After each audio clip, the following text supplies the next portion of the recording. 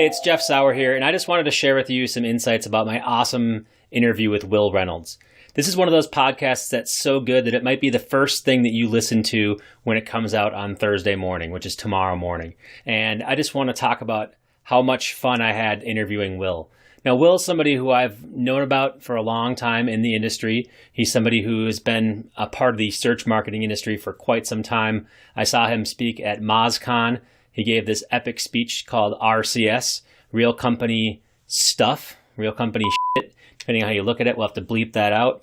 And that speech really just talked about how we shouldn't be chasing after tactics. We should be going after and doing the things that real companies do. We should treat our industry like real companies.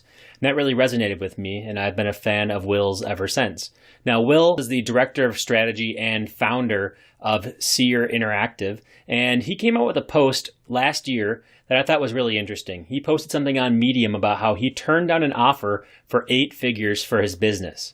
And he talked about the thought process that goes into it. He talked about why he did it. He talked about what he's going to do now that he turned down that offer, and really just gave a lot of insights into how his business operates and how he approaches his decisions.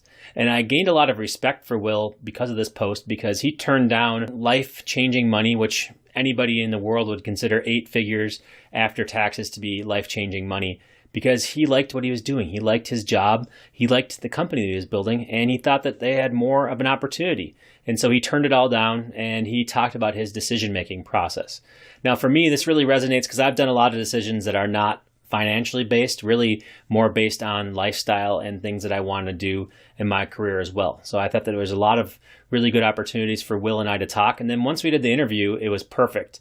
I actually had a list of questions that I was going to ask Wil, and a lot of them he just answered freely without even me having to ask the question. And other ones, there were questions that he's never been asked before. So I think you're really going to enjoy this podcast episode. Now, here's a few things that came from Wil's article that I really liked.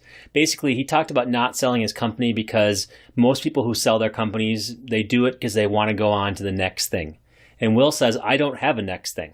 He actually says that every year for the next 15 years, he sees himself waking up and making this company better, the company that he's built, which is really cool. Basically, what he's saying is even though he's achieved a lot of the things that he wants to achieve, he still feels there's more to achieve, and it's not really about the money, even though he has life-changing money at his disposal, and he might lose it all if things go south. He really wants to build the company and help it reach its full potential, which you have to really respect that.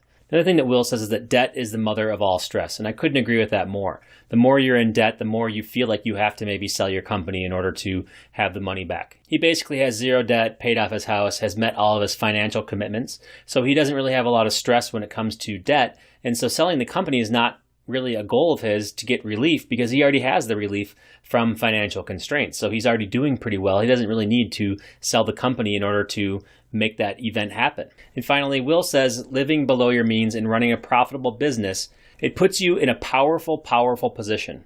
And that's something we should all understand, and that is that if you don't have a lot of debt and you are profitable in your business, you can pretty much call the shots and do whatever you want to do. So I really hope that you join me in listening to the Wil Reynolds full podcast interview. It's going to be available tomorrow at jefflytics.com. And if you're not already subscribed to the podcast, please look at the links below and you can get all the subscription information you need if you want to subscribe to the Jumpstart Podcast with Jeff Lytics.